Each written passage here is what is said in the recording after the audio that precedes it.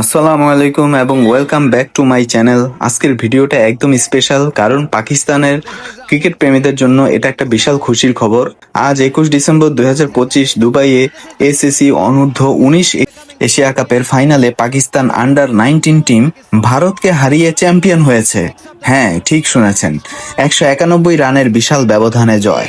ম্যাচটা শুরু হয়, ভারত টস জিতে পাকিস্তানকে ব্যাটিং করতে দেয়, আর সেখান থেকে শুরু হয় পাকিস্তানের দুর্দান্ত পারফরম্যান্স। ওপেনার সামির মিনহাস, এই ছেলেটা তো একাই ম্যাচ জিতিয়ে দিয়েছে। মাত্র 113 বলে 172 রানের অসাধারণ ইনিংস। ফাইনালে আন্ডার-19 এশিয়া কাপের ইতিহাসে সর্বোচ্চ স্কোর। তার সাথে আহমেদ হুসাইনের হাফ সেঞ্চুরি। পাকিস্তান 50 ওভারে 8 উইকেট হারিয়ে 347 রান তোলে। চেস করতে নেমে ভারতের শুরুটা একটু ভালো হলেও পাকিস্তানের বোলাররা তাদের ধ্বংস করে দেয়। আলী রাজা 4 উইকেট, অন্যরাও দারুণ বোলিং করে। ভারত মাত্র 26 ওভার 2 বলে 156 রানে অল আউট। 191 রানের জয়, এটা পাকিস্তানের আন্ডার-19 লেভেলের সবচেয়ে বড় জয়গুলোর একটি।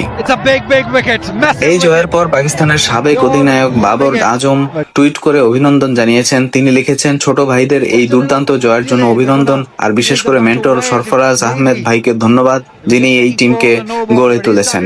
ওয়ান নেশন ওয়ান প্যাশন, সত্যি পাকিস্তান ক্রিকেটের ভবিষ্যৎ উজ্জ্বল। Samir Minhas player of the match এবং প্লেয়ার অব দ্য টুর্নামেন্ট দুটোই জিতেছে। এই জয় 2012 সালের পর পাকিস্তানের প্রথম একক আন্ডার-19 এশিয়া কাপ টাইটেল। পুরো দেশ আজ গর্বিত। কি বলো বন্ধুরা, এই জয় কেমন লাগলো কমেন্টে জানাও। ভিডিওটা লাইক করো, চ্যানেল সাবস্ক্রাইব করো আর বেল আইকন প্রেস করো, যাতে পরের আপডেট মিস না হয়। আল্লাহ হাফেজ।